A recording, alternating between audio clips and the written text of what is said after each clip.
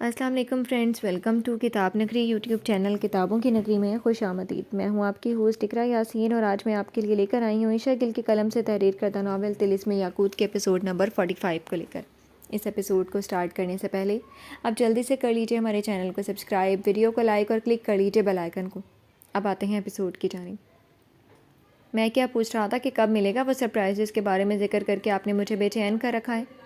کھانا پہلے لگا دیا گیا تھا اور کیک بعد میں کٹنا تھا۔ بہت ہی پرسکون ماحول میں کھانا لگایا گیا اور کھانے کی سب نے ہی تعریف کی، چونکہ اب اتنی مقدار میں مونا تو بنانے سے رہیں، سو باہر سے منگوایا گیا تھا، مگر مینیو بہت زبردست تھا۔ بس جب کیک کٹ جائے تب جواب ملا۔ تو کیا خیال ہے پھر کیک کاٹ ہی نہ لیں، کیونکہ کھانا کھا کر تو سب فارغ ہو ہی چکے ہیں اور کیک بھی ہمارا کب سے انتظار کر رہا ہے۔ رائم کا کہنا بھی ٹھیک تھا، 9 تو بج چکے تھے، اب کاٹ لینا چاہیے تھا۔ ہاں میرا بھی یہی خیال ہے، اب کیک اور سرپرائز دونوں کو انتظار نہیں کروانا چاہیے۔ اس کی اجازت ملنا تھی کہ وہ اس ٹیبل کی طرف چل پڑا جہاں بھی کچھ دیر قبل کیک لا کر سجایا گیا تھا۔ لیڈیز اینڈ جینٹل مین، آپ سب سے ریکویسٹ ہے کہ سب آگے آگے آ جائیں تاکہ میں جب کیک کاٹوں تو آپ کی تالیوں کی گونج مجھے اپنے بے حد قریب سے سنائی دے۔ رائم نے مائک پکڑا تو سب کو اپنی طرف متوجہ کیا، اور دوسری بات اس نے غیر سنجیدگی سے کہی تو سب ہنس پڑے۔ آپ سب نے کھانا کھایا اور آئی ہوپ کہ آپ کو کھانے کے معاملے میں کوئی مسئلہ نہیں ہوا ہوگا۔ کھانا یقیناً پسند آیا ہوگا اور باقی کا ارینجمنٹ بھی اچھا لگا ہوگا، مگر اب ہے باری کیک کٹ کرنے کی، اور یہ پیارا اور لذیذ کیک میں اکیلے تو ہرگز نہیں کھاؤں گا، سو چلیں شروع کرتے ہیں۔ مائک سائڈ پہ رکھتے ہوئے اس نے چھری اٹھائی۔ کیک کافی بڑا تھا جو سب میں تقسیم کیا جانا تھا۔ ایک خوبصورت حسینہ اور دلربا اس کیک پہ لکھا نہ صرف نام بلکہ نام رکھنے والا یہ شخص بھی دل و جان سے بس آپ کا ہی ہے۔ تو کیا اس خوبصورت کیک کو کٹ کرنے میں آپ میرا ساتھ دیں گی؟ محبت بھری نظروں سے زنجبیل کو دیکھتے ہوئے اس نے کہا تو وہ انکار کرنے کی بجائے اس کے ہاتھ پہ ہاتھ رکھ گئی۔ اس نے بچوں کی مانند پہلی کینڈل بجھائی اور پھر کیک کاٹنے لگا، مگر تبھی لان میں اس کے نام کی پکار گونجی۔ رائم کون ہے یہاں؟ کیک تک پہنچتا اس کا ہاتھ وہیں رکا اور کیک کے درمیان جو 1 انچ کا فاصلہ تھا وہ پھر سے بڑھ گیا۔ میں نے پوچھا یہاں رائم کون ہے؟ اب کہ پھر وہی کڑک روپدار آواز گونجی تو لوگوں نے بھی پلٹ کر دیکھا اور پھر ایک سائڈ پر ہوتے گئے۔ جبکہ لوگوں کی بھیڑ ہٹنے سے رائم نے خود کو پکارنے والے کی طرف دیکھا تو ابرو تن گئے۔ آنکھوں میں سوال اور حیرت ابھری، چہرے کے تاثرات بدلے، کیونکہ اسے پکارنے والا کوئی اور نہیں انسپکٹر تھا۔ جب چلتا ہوا اس کے روبرو آ کھڑا ہوا، اس کے ساتھ 2 تھانے دار بھی تھے۔ انسپکٹر عام، آپ یہاں مگر کس سلسلے میں؟ کیا کام ہے آپ کو مجھ سے؟ اس نے ماتھے پر شکنے لیے پوچھا۔ مونا بھی پریشان ہو گئی پولیس کو دیکھ کر۔ کیوں رائم صاحب، آپ ہم پر افسر لگے ہیں کیا جو ہمیں آپ سے کام ہوگا؟ انسپکٹر گویا طنزیہ ہنسی ہنستا بولا۔ تو پھر کیوں آئے آپ یہاں؟ انسپکٹر کی ہنسی پر اسے اندر ہی اندر طیش آ گیا، مگر خود پر قابو رکھتا بولا، کیونکہ وہ اچانک چلا آیا اور پارٹی برباد کر رہا تھا۔ تو پھر یہ کہ تجھے تھانے لے جانے آئے ہیں سیٹھ صاحب؟ انسپکٹر کے ساتھ کھڑا تھانے دار بولا تو رائم کا میٹر گھما۔ یہ کیا بکواس ہے؟ میں کیوں جانے لگا تھانے؟ وہ بھڑکا۔ بکواس ہے یا کچھ اور؟ یہ تو بیٹا تجھے تھانے چل کر ہی پتہ چلے گا۔ گوگے لگاؤ اسے ہتھکڑیاں۔ انسپکٹر بھی آپ سے سیدھا تجھ پر آیا اور تھانے دار کو ہتھکڑیاں لگانے کا حکم دیا، جس پر عمل کرتا وہ رائم کی طرف بڑھا، مگر رائم اسے پرے دھکا دیتا انسپکٹر کے سامنے چلا آیا۔ کس بنا پر ہتھکڑیاں لگا کر لے جانے آئے آپ؟ آخر کیا کیا ہے میں نے؟ رائم کو پولیس لے جانے آئی تھی، وہ بھی اتنے لوگوں کے سامنے۔ اس پہ اس کا دل چاہ رہا تھا یا جادو سے غائب ہو جائے یا انسپکٹر کا منہ نوچ لے۔ بتاؤں گا، سب بتاؤں گا، ایک بار تھانے تو چل لے۔ انسپکٹر بھی اصل وجہ پہ نہیں آ رہا تھا۔ انسپکٹر صاحب، اس نے کیا کیا ہے؟ یہ تو بہت نیک، بہت پیارا بچہ ہے، یہ بھلا کچھ غلط کیوں کرے گا؟ مونا بھی بول اٹھی۔ او بی بی، آج کل کے دور میں نہ کوئی نیک نہ کوئی پارسا نہیں، ہر ایک نے کوئی نہ کوئی غلطی کی ہوتی ہے۔ کچھ نہ کچھ غلط ہوا ہوتا ہے، اس سے بس کسی کی چھپ جاتی ہیں تو کسی کی ظاہر ہو جاتی ہیں۔ وہ جس طرح مونا سے مخاطب ہوا وہ دوبارہ کچھ بول ہی نہ سکی۔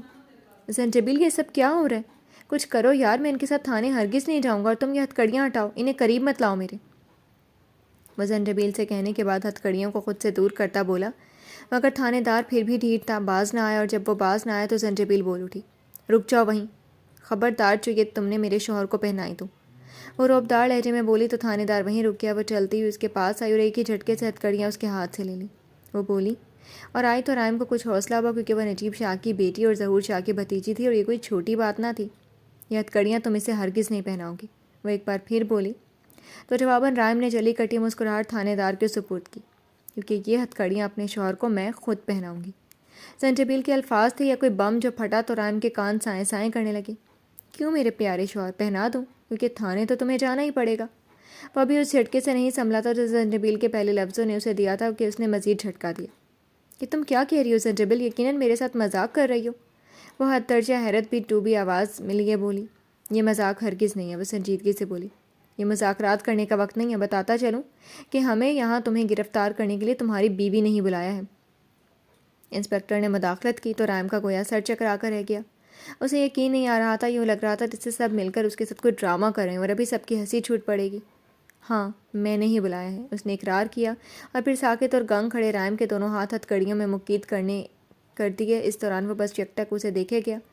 اسے پتہ ہی نہ چلا کب زنجبیل نے اسے ہتھکڑیاں پہنا دی۔ ہتھکڑیاں لگانے کے بعد اس کے کان کے قریب چہرہ لے جاتی بولی، کیسا لگا میرا سرپرائز؟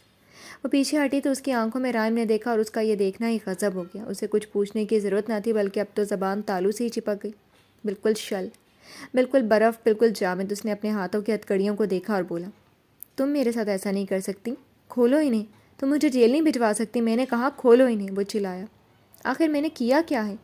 ان کے ساتھ تم بھی پاگل ہو گئی ہو کیا؟ وہ بھڑک رہا تھا۔ سنجبیل، یہ کیا کیا تم نے؟ ارے توبہ استغفر اللہ، اپنے شوہر کو ہتھکڑیاں ڈال دیں؟ ارے دماغ چل گیا کہ تمہارا؟ کھولو انہیں۔ مونا بھی ان کے پاس آئی اور اسے جھنجھوڑتی ہوئی بولی، تم نے کیا کیا ہے یہ یوں تو تم بہت اچھے سے جانتے ہو، مگر چلو پھر بھی بتا دیتی ہوں، بلکہ سنائے دیتی ہوں۔ وہ پلٹی، واپس ٹیبل تک گئی، اپنا موبائل پکڑا، موبائل آن کر کے ایک بٹن دبایا اور اسے مائک کے آگے رکھ دیا۔ وہ بٹن دبانے کے بعد جو آواز ابھری اس نے لان میں موجود ہر فریق کو گنگ کر دیا۔ لان میں سرگوشیاں شروع ہو گئیں، ایک دم سے شور مچ اٹھا، جبکہ انسپکٹر کے لبوں پر مسکراہٹ تھی۔ یہ ناول آپ کتاب نگری یوٹیوب چینل پر پڑھ اور سن رہے ہیں۔ ایک روز قبل انہوں نے ہاتھ کے اشارے سے بس کرنے کو کہا تو اس نے گلاس پیچھے ہٹا لیا۔ اچھا چلیں اب آپ آرام کریں، مجھے پتہ ہے آپ کو بھوک لگی ہوگی۔ آج کھانا بننے میں دیر ہو گئی، مگر جیسے ہی بنتا ہے میں آپ کے لیے لے کر آتی ہوں، بلکہ میں جا کر خالہ کی مدد کرواتی ہوں۔ انہیں آرام کا کہہ کر وہ گلاس سائڈ ٹیبل پر رکھے جانے کو تھی کہ خالو کی ناسمجھ میں آنے والی پکار نے اسے روکا۔ ہاتھ کے اشارے سے انہوں نے اسے واپس بلایا اور پھر اپنی قمیض کی جیب میں بمشکل ہاتھ ڈال کر کچھ نکالنے کی کوشش کرنے لگی۔ وہ بس خاموش کھڑی ان کے ہاتھ کے حرکات کا جائزہ لینے لگی۔ کیا ہوا خالو؟ مگر خالو کچھ نہ بولے، بس جو چیز چاہتے تھے اسے کانپتے ہاتھ سے نکالنے کی کوشش کرتے رہے، مگر بار بار ناکام ہوتے گئے۔ تو زنجبیل نے ہی ان کی مدد کی اور وہ چیز نکالی۔ وہ تھا مونا کا موبائل، جسے دیکھ کر وہ حیران ہوئی کہ یہ خالو کی جیب میں کیا کر رہا تھا۔ یہ تو مونا خالہ کا موبائل ہے، مگر یہ آپ کے پاس کیا کر رہا ہے؟ پتہ ہے میں کب سے اسے ہی تو ڈھونڈ رہی تھی۔ اس نے موبائل ہاتھ میں لیے پوچھا۔ زنجبیل نے پوچھ تو لیا، مگر پھر اپنے سر پر ہاتھ مارا کہ بھلا وہ کیسے بتائیں گے کہ ان کے پاس کیا کر رہا ہے۔ خالہ کہہ رہی تھی کہ انہوں نے پورا کمرہ چھان مارا مگر انہیں نہیں ملا۔ بھلا ملتا بھی تو کیسے، آپ کی جیب میں جو تھا۔ اچھا میں ان کو دے کر آتی ہوں، ورنہ فکر مند تھی کہ گھر سے موبائل کہاں غائب ہو گیا۔ موبائل لیے وہ جانے لگے۔ جب انہوں نے ایک بار پھر اپنی مخصوص پکار میں اسے روکا اور چہرے کو دونوں طرف موڑتے ہوئے نہیں اشارہ کیا تو وہ وہیں رک گئی اور سوالیہ نگاہوں سے انہیں دیکھنے لگی کہ بھلا جس کی چیز ہے اسے دینے سے وہ روک کیوں رہے ہیں اور اسے چھپا کیوں رکھا تھا۔ انہوں نے موبائل کی طرف اشارہ کیا تو زنجبیل نے موبائل کی طرف دیکھا، مگر سمجھ کچھ بھی نہ پائی۔ انہوں نے دوبارہ وہی کیا تو اس نے پھر خالو کو دیکھنے کے بعد موبائل کو دیکھا، مگر دماغ کو پھر کچھ پلے نہ پڑا۔ کیا آپ مجھے موبائل کھولنے کا کہہ رہے ہیں؟ اس نے اندازہ لگاتے ہوئے پوچھ لیا، اور اندازہ بالکل صحیح نکلا کیونکہ انہوں نے اب کے فوراً چہرے کو اس بات میں جنبش دی۔ مگر میں کیسے کھولوں؟ یہ خالہ کا موبائل ہے، میرا کھولنا مناسب نہیں ہے۔ کیا اس میں کچھ ہے؟ اچھا میں سمجھ گئی کہ آپ کا دل چاہ رہا ہے اس پہ کچھ دیکھنے کا، یقیناً بور ہو رہے ہوں گے آپ، تو آپ ایسا کریں نا، میرا موبائل لے لیں، بلکہ میں لے کر آتی ہوں، میرے روم میں پڑے۔ ایک بار پھر اندازہ لگاتی وہ جانے لگی، مگر اس کا یہ اندازہ غلط نکلا کیونکہ انہوں نے اسے پھر سے روکا اور سختی سے نفی میں سر کو جنبش دی تو اب کہ وہ الجھی کہ آخر وہ چاہتے کیا ہیں۔ وہ چاہتے تھے کہ وہ موبائل کھولے اور ان کا ایک بار پھر یہی اشارہ ملنا تھا کہ آخر اس نے مان ہی لیا اور بٹن دبایا تو موبائل کھل گیا۔ زنجبیل جانتی تھی کہ مونا کا موبائل ہمیشہ ان لاک ہی ہوتا ہے۔ ان کے موبائل میں کچھ ایسا تھا ہی نہیں جو انہیں لاک لگانے کی ضرورت پیش آتی، تبھی اس نے بھی مونا کے پاس جانے کے بجائے خود ہی آن کیا۔ جانتی تھی ان لاک ہی ہے، مگر پھر بھی اسے اچھا نہیں لگتا تھا کسی کی چیز بنا اس سے پوچھے استعمال میں لانا۔ اس نے موبائل جیسے ہی کھولا، سامنے ایک ایپ کھلا دکھائی دی جس پہ کوئی ریکارڈنگ کی گئی تھی۔ اس نے استفہامیہ نگاہوں سے خالو کی جانب دیکھا تو انہوں نے یوں سر ہلایا جیسے کہہ رہے ہو کہ ہاں۔ زنجبیل نے سوچا کہ ایسے چلانا مناسب ہوگا، نہ جانے کس کی ریکارڈنگ ہے، کون سی باتیں ہوں گی، کیا پتہ کوئی گانا ہو، اف، یا پھر کوئی تلاوت ہی ہو، چلا ہی لیتی ہوں۔ یہی سوچتے ہوئے اس نے پلے کو ٹچ کیا تو نہ گانا چلا نہ کوئی تلاوت، بلکہ ایک بھڑکیلی آواز کانوں سے ٹکرائی۔ ہاں تو میں کیا کروں، آپ ہی بتا دیں۔ یوں لگ رہا ہے جیسے ساری پلاننگ دھری کی دھری رہ جائے گی۔ وہ رائم تھا، مگر وہ کس پلاننگ کی بات کر رہا تھا اور اتنے غصے میں کیوں تھا؟ اس کے جو ارادے ہیں نا مجھے سب سمجھ میں آ رہا ہے ماما، مگر آپ فکر نہ کریں، میں اتنی آسانی سے سب ہاتھ سے جانے نہیں دوں گا۔ کیا ماما؟ زنجبیل نے لفظ ماما دہرایا اور شفیق خالو کی طرف دیکھا، ان آنکھوں سے جن میں شدید الجھن تھی۔ یہ رائم کس کو ماما کہہ رہا ہے خالو؟ وہ بیڈ پہ ان کے پاس آ بیٹھی۔ وہ کس بارے میں بات کر رہا تھا یہ جاننے کے بجائے اس کی سیدھی سوچ لفظ ماما پہ گئی۔ ان کی طرف سے جواب نہ ملنے پر سٹاپ کی ریکارڈنگ دوبارہ پلے کی۔ اسے حاصل کرنے میں بڑی محنت کی ہے ماما، یہ محنت ایک ہی جھٹکے میں ضائع ہرگز نہیں ہونے دے سکتا۔ وہ کسے ماں کہہ رہا تھا؟ کون تھی اس کی ماں؟ کہ اس کی ماں جو انگلینڈ میں تھی پاکستان آئی تھی، لیکن کب؟ مگر وہ تو انہیں موم کہتا تھا، یہ ماں کس کو کہہ رہا ہے؟ اور وہ اردو میں کلام کر رہا تھا۔ ایک ہی طرح کے بہت سے سوالات تھے جو اس کے دماغ میں شدت سے گردش کر رہے تھے۔ مگر مجھے تمہاری یہ محنت ضائع ہوتی نظر آ رہی ہے بیٹا جی، سب کچھ تمہارے ہاتھ سے اب گیا سمجھو۔ ہاتھ کو جھاڑنے کی آواز بھی بیچ میں آئی، مگر اس سے قبل جو کانوں میں آواز پڑی وہ تھی ہونا خالہ۔ حیرت سے بھرپور یہ دو لفظ اس کے منہ سے نکلے اور بے اختیار وہ اٹھ کھڑی ہوئی۔ ماما، بیٹا جی، یہ سب کیا ہے؟ اسے کچھ سمجھ نہیں آ رہا تو اس کی حیرت وجہ تھی، مگر کیونکہ وہ تو مونا کو شروع سے خالہ کہتا آیا تھا، بلکہ صبح تک بھی خالہ ہی تو کہہ رہا تھا۔ مگر یہ سب کیا تھا؟ وہ مونا ہی کی آواز تھی، یہ اسے 100% یقین تھا۔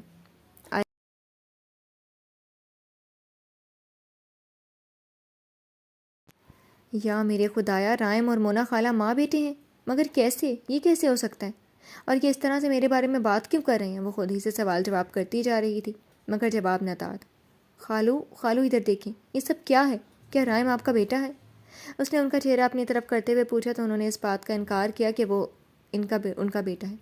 اگر وہ آپ کا بیٹا نہیں ہے تو پھر وہ مونا خالہ کو ماما کیوں کہہ رہے ہیں؟ میرے سامنے تو کبھی نہ کہا۔ کیا خالہ اس کی ماں ہے؟ اور جس طرح انہوں نے کہا کہ میں سن لوں گی، ہاں یقیناً وہ میری ہی بات کرے تو اس سے صاف ظاہر ہے کہ وہ واقعی میں ان کا بیٹا ہے، مگر کیسے؟ ایک اور سوال جس کا اس بار اسے ہاں میں جواب ملا۔ یہ کیسے ہو سکتا ہے کہ وہ مونا خالہ کا بیٹا ہے مگر آپ کا نہیں؟ دماغ گھوم رہا تھا۔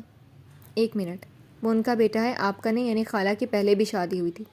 اس نے اندازہ لگایا اور خالو نے اس اندازے کو صحیح اندازہ اپنے اشارے سے ثابت کیا تو اس کا گویا سر چکرا گیا، بلکہ سر تو اس کا یہ جان کر ہی بری طرح چکرا گیا تھا کہ رائم اور مونا ماں بیٹا ہیں۔ اف اف اف، اتنا بڑا دھوکہ! خالہ اور رائم نے مل کر مجھے اتنا بڑا دھوکہ دیا؟ یعنی رائم نے جو مجھے اپنے والدین کے متعلق کہانی سنائی تھی وہ سراسر جھوٹی تھی، اور میں اندھوں کی طرح یقین کرتی چلی کہ وہ جوزف کبھی نہیں تھا خالو، وہ تو ہمیشہ سے ہی رائم تھا۔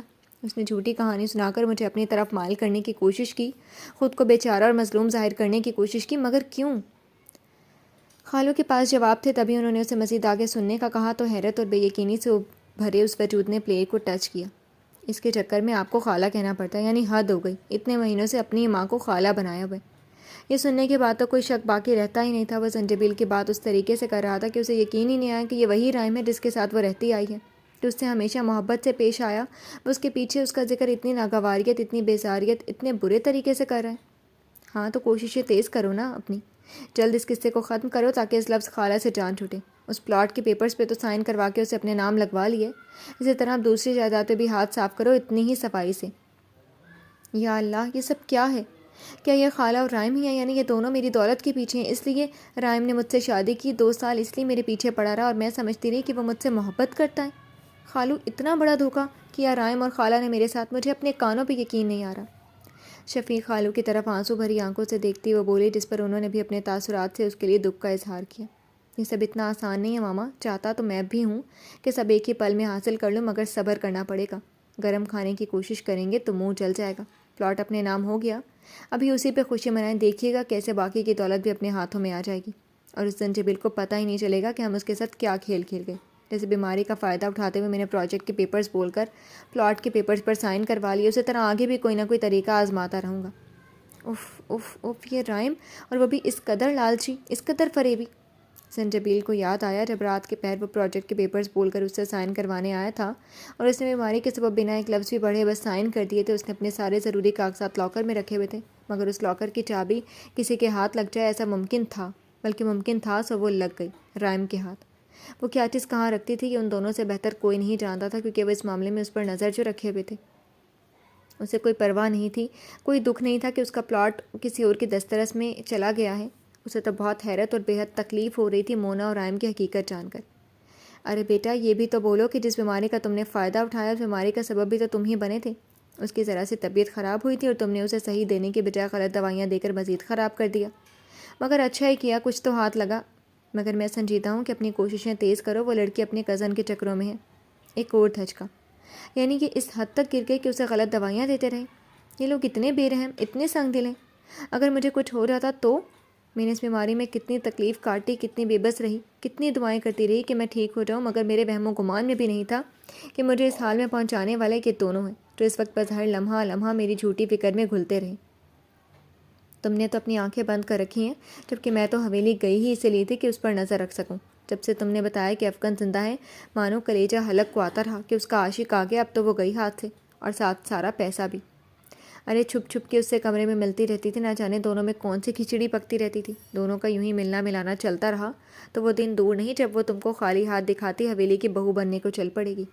مونا کے لفظوں نے اس کے دل کو گویا چھری سے چیر کر رکھ دیا۔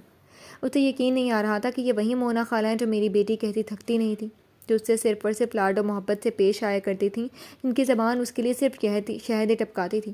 وہ اب اتنا زہر اگل رہی تھی۔ دونوں کو لے کر آج اس کا گمان ٹوٹا تھا، اور اسے سمجھ نہیں آ رہی تھی کہ یہ سب سننے کے بعد کیا وہ رد عمل دے۔ وہ تو بس منہ کھولے، آنکھیں پھاڑے ان کی آوازوں کو سنتی جا رہی تھی جو موبائل اسپیکر سے ابھر کر اس کے دل پر بے رحمی سے وار کرتی جا رہی تھی۔ جانتا ہوں، سب جانتا ہوں ماما، وہ بھی جو آپ نہیں جانتی۔ آپ کو کیا لگتا ہے اس کا رویہ مجھے سب سمجھانے کے لیے کافی نہیں ہے؟ بلکہ اس رات تو خود اپنے کانوں سے سنا، میں نے بات کر رہی تھی وہ چپ کر اپنے یار سے کہ کر لوں گی بات، بار بار یہی کہی جا رہی تھی، اور میں کوئی پاگل، کوئی گدھا نہیں جو سمجھ نہ پاؤں کہ کون سی بات کرنے والی ہے وہ مجھ سے۔ سوئی ہوئی محبت پھر سے جاگ پڑی ہے اس محترمہ کی، لوٹنا چاہتی ہے وہ اپنے عاشق کے پاس مجھ پہ لعنت بھیج کر، مگر میں بھی اتنی آسانی سے نہیں جانے دوں گا اسے اپنی باتوں سے، اپنے عمل سے ایسی کشمکش میں مبتلا کرتا رہوں گا کہ ہمیشہ اس کی بات ادھوری رہتی جائے گی، ہمیشہ اسے دیری ہوتی جائے گی۔ اور ہاں، سب سے بڑا ہتھیار اسے یہاں روکنے کا وہ یہ کہ جلد ہی اس پر یہ خبر بم بن کر ٹوٹے کہ ہم 2 سے 3 ہونے والے ہیں، بیوی ہے وہ میری۔ اب اگر وہ ابھی فیملی بنانے کو راضی نہیں تو مجھے اس کے راضی ہونے نہ ہونے کی کوئی پرواہ نہیں، میں اپنا حق جتا سکتا ہوں، اس سے وہ مجھے نہیں روک سکتی۔ روکے گی بھی تو آپ کے اسمارٹ بیٹے کے پاس بہت سے طریقے ہیں۔ یعنی وہ بچے کی زنجیر ڈال کر زنجبیل کو یہیں قید کیے رکھنا چاہتا تھا۔ وہ چاہتا تھا کہ زنجبیل اپنے منہ سے علیحدگی کی بات نکال ہی نہ پائے، اور وہ ایسا ہی تو کر رہا تھا۔ جب بھی وہ بات کرنے لگتی وہ بات کا رخ موڑ دیتا اور کوئی نہ کوئی محبت بھری بات شروع کر دیتا۔ ساحل سمندر پر پہلی بار جب اس نے بات کرنا چاہی تبھی اس نے ٹوک دیا اور بات کا رخ موڑ کیا۔ اس صبح جب اس نے بات کرنا چاہی تو وہ الٹ مطلب لے گیا اور پھر بات ہی ختم کر دی، اور پھر رات اسی وجہ سے دیر سے آیا اور آتے ہی سو گیا تاکہ بات ہو ہی نہ سکے۔ اور آج بھی تو اس نے ایسا ہی کیا تھا، آفس کے لیے دیری کا بہانہ بنا کر چلا گیا۔ وہ یہ سب جان بوجھ کے کر رہا تھا کہ زنجبیل کو اب سمجھ میں آ رہی تھی۔ تمہیں کیا لگتا ہے رائم کہ تم میری مرضی کے بغیر میری قربت حاصل کرنا چاہو گے اور میں تمہیں روکوں گی نہیں؟ تم زبردستی کرو گے یہ کہہ کر کہ میں تمہاری بیوی ہوں، تمہیں ہر حق ہے مجھ پر، تو یہ تمہاری بہت بڑی بھول ہے۔ میں نہ تو پہلے اس چیز کے لیے راضی ہونے والی تھی، نہ اب، بلکہ اب تو میں تمہاری ایک انگلی تک خود پہ ٹچ نہیں ہونے دوں گی، جھوٹے، مکار، لالچی انسان۔ وہ تنفر سے بولی، اس نے خود کو چلانے سے باز رکھا۔ وہ جو کچھ دیر قبل فون پہ کہی گئی رائم کی شاپنگ، خاص طور پر اس کے لیے تیار ہونے اور اپنی رات کو اس کے سنگ حسین بنانے والی بات کا مطلب یہ سمجھ رہی تھی کہ وہ اپنی برتھ ڈے پارٹی کو اس کے سنگ حسین بنانا چاہتا ہے، مگر اس کی باتوں کا اصل مطلب اسے اب سمجھ میں آتا۔ وہ تو اب جلد از جلد فیملی بنانے کے چکروں میں تھا۔ کاش مجھ پر تمہاری حقیقت پہلے ہی کھل گئی ہوتی تو میں تم پر واقعی لعنت بھیج کر چلی جاتی، افغان کو نہ تڑپاتی، کاش، مگر ابھی بھی وقت نہیں گزرا، جو پہلے نہیں کیا وہ اب کروں گی۔ وہ فیصلہ کن لہجے میں بولی اور موبائل پٹکنے لگی، کیونکہ اسے لگا کہ ریکارڈنگ بس یہیں تک تھی، مگر نہیں، ابھی تو اور حقیقت کھلنا باقی تھی۔ ان دونوں ماں بیٹے کی گھٹیا صورت ابھی پوری طرح سے اس پر عیاں بھلا کب ہوئی تھی؟ مونا کی آواز نے اسے موبائل پھینکنے سے روکا۔ اسمارٹ تو تم واقعی میں ہو، تبھی تو تم آج تک پکڑے نہ گئے۔ پکڑا جاؤں گا بھی نہیں۔ ارے میں نے کوئی کچی گولیاں تھوڑی نہ کھیلی ہیں، بہت پکا کام کیا، مجھ تک پہنچنا کوئی آسان کام نہیں ہے، اپنی فرضی کالر اچکاتے ہوئے بولا۔ زنجبیل کو لگا وہ اسے روکے کی شادی کی حقیقت کے چھپے رہنے کے متعلق خود کی تعریف کر رہا ہے، مگر اس کی یہ سوچ جلد ہی غلط ثابت ہونے والی تھی۔ دیکھ بیٹا، میں تو ایک قاتل کی ماں کبھی نہیں کہلانا چاہوں گی، اس لیے تو ہمیشہ ایسے ہی اپنی اسمارٹنیس کا مظاہرہ کرتے رہنا، کہیں کوئی بھول چوک نہ کرنا، ورنہ ہم دونوں کو جیل کی چکی پیسنے میں دیر نہیں لگے گی۔ قاتل؟ زنجبیل نے زیر لب اس لفظ کو دہرایا۔ رائم ایک قاتل ہے؟ او مائی گاڈ، یہ انسان دھوکے باز، لالچی اور گھٹیا ہونے کے ساتھ ساتھ ایک قاتل بھی ہے، مگر اس نے کس کا قتل کیا؟ اسے بے انتہا شرم آئی کہ وہ جس انسان کی ساتھ بندی ہوئی ہے وہ ایک قاتل بھی ہے۔ ارے میری ماں، کتنی آسانی سے کہہ دیا آپ نے کہ آپ ایک قاتل کی ماں کہلانا نہیں چاہتی۔ اپنی بات کیوں نہیں کرتی کہ اس قتل میں آپ بھی برابر کی شریک تھیں؟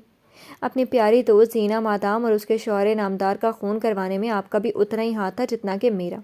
اور یہاں زنجبیل کو لگا کہ اس سے قبل اس نے مونا اور رائم کے منہ سے جو کچھ بھی سنا وہ تو کچھ بھی نہ تھا، وہ حقیقت، وہ تکلیف، وہ دھچکے کچھ بھی نہ تھے۔ پہاڑ تو سر پر اب ٹوٹا تھا، بلکہ پہاڑ نہیں، آسمان ہی ٹوٹ پڑا تھا۔ پیروں تلے زمین تو اب سرکتی محسوس ہوئی تھی، دنیا گھومتی تو اب محسوس ہوئی تھی۔ دل پہ وار جو ان کی آوازیں کر رہی تھی ان میں سے سب سے بڑا اور آخری وار تو اب ہوا تھا۔ اس کے پیروں کے ساتھ ساتھ گویا ہاتھوں سے بھی جان نکل رہی تھی، تبھی موبائل ہاتھ سے چھوٹ کر فرش پر جا گرا، اور نہ صرف موبائل بلکہ اس کے ساتھ ساتھ اس کا اپنا وجود بھی بے جان وجود کے مانند فرش پر گر پڑا۔ وہ بے ہوش ہرگز نہ ہوئی تھی، مگر وہ ہوش میں بھی کہیں سے نہیں لگ رہی تھی۔ فرش پر گری، وہ آنکھوں میں آنسوؤں کا سیلاب لیے یکٹک بس موبائل کو تکے جا رہی تھی، جو گرنے کے باوجود بھی بولنا بند نہیں ہوا تھا۔ کیسے آرام سے اپنا دامن چھاڑ کر سائڈ پر ہو رہی ہیں آپ؟ وہ گلہ آمیز لہجے میں کہہ رہا تھا۔ ارے میں کہاں دامن چھاڑ رہی ہوں، خود کی بات کر رہی ہوں، تبھی تو کہا کہ کہیں جیل کی چکی ہم دونوں کے منتظر نہ ٹھہرے۔ وہ دونوں بولتے جا رہے تھے جبکہ وہ سائیں سائیں ہوتے کانوں سے سنتی جا رہی تھی۔ آدھے سے زیادہ لفظ تو اس کے پلے ہی نہیں پڑ رہے تھے، بار بار آنکھوں کے سامنے اندھیرا چھا رہا تھا، اسے یوں لگ رہا تھا جیسے کسی نے کوئی آہنی چیز کے ساتھ اس کے سر پر وار کیا۔ دل کی حالت تو یوں تھی گویا کسی نے مٹھی میں لے کر دور سے کھینچ دیا، اور دماغ یوں تھا جیسے اب پھٹا کہ اب پھٹا۔ اس کے ماں باپ کے قاتل کوئی اور نہیں بلکہ مونا اور رائم تھے، وہ مونا اور رائم جنہوں نے سب سے زیادہ ان کی موت کا غم ہلکا کیا تھا اس کے ساتھ، جنہوں نے سب سے زیادہ دکھ کا اظہار کیا، وہ بھی وقتاً فوقتاً۔ وہ مونا اور رائم جنہیں اس نے سب سے بڑھ کر اپنا سمجھا تھا، جن پر اسے اندھا اعتبار تھا، وہ اس قدر گھناؤنی حقیقت رکھتے ہوں گے کہ شاید وہ مر کر بھی نہ سوچتی۔ ایسا کبھی نہیں ہوگا، مجھے بھی یہ لگا تھا، مگر پھر سارا ڈر اور خوف ختم ہو گیا جب میری پیاری بیوی اپنے پیارے شوہر کی باتوں میں آ گئی۔ آپ کی کچھ لگتی اپنے ماں باپ کے قتل کا کیس ری اوپن کروانے چلی تھی۔ کیا؟ رائم کا بتانا تھا کہ مونا حیرت سے گویا اچھلی پڑی تھی۔ فکر نہ کریں، جتنے جوش میں وہ آئی ہوئی تھی اتنی ہی اس کی ہوش میں انہیں ٹھکانے لگا دی۔ اسے باتوں ہی باتوں میں ڈرا دیا کہ وہ خطرناک قاتل اسے یا ہمیں بھی نقصان پہنچا سکتا ہے اگر اسے کیس کے ری اوپن ہونے کی ذرا سی بھی خبر ہوئی۔ مزید ایسی چند باتیں کر کے میں نے اس کے ارادے کی ایسی کی تیسی کرا دی۔ اب کیس ری اوپن کرنے کا خیال بھی اپنے دل میں نہیں لائے گی۔ وہ ہنستا ہوا بولا تو اس کے ساتھ ساتھ مونا بھی کھل کر ہنس پڑی۔ وہ ہنس رہے تھے جبکہ اذیت اور اس توڑ دینے والی حقیقت سے بے حال وہ پھوٹ پھوٹ کر رو پڑی۔ کیوں کیا تم دونوں نے ایسا؟ کیوں مارا میرے اماں ابا کو؟ کیوں؟ وہ چہرہ منہ میں چھپائے روتی ارد گرد سے بیگانہ ہو چکی تھی، جیسے بڑے ہی ظالم قسم کے قاتل تھے۔ بڑی ہی بے رحمی سے مارا دونوں کو۔ سانپ کا ڈسنا کافی تھا، ہاتھوں پیروں کو کاٹنا ضروری تھا کیا؟ اوف، یہ سوچ کر تو مجھے بھی جھرجھری آ جاتی ہے۔ توبہ ہے، کیسے بندے بھیجے تھے تم نے جنہوں نے انسان کا قتل کم جانور کو ذبح زیادہ کیا تھا۔ ارے میری پیاری ماما، آپ کو پہلے بھی بتا چکا ہوں نا کہ ایسے بے دردی والے قتل اور ڈبل قتل کے کشمکش میں گرانا سب کو ضروری تھا، تاکہ لوگ شدید الجھن میں گر جاتے کہ یہ کیسا قتل ہوا کہ جس میں دو طریقوں سے مارا گیا۔ یہ جو کوئی بھی ہے اس نے پکی قسم والی دشمنی نکالی ہے ان سے۔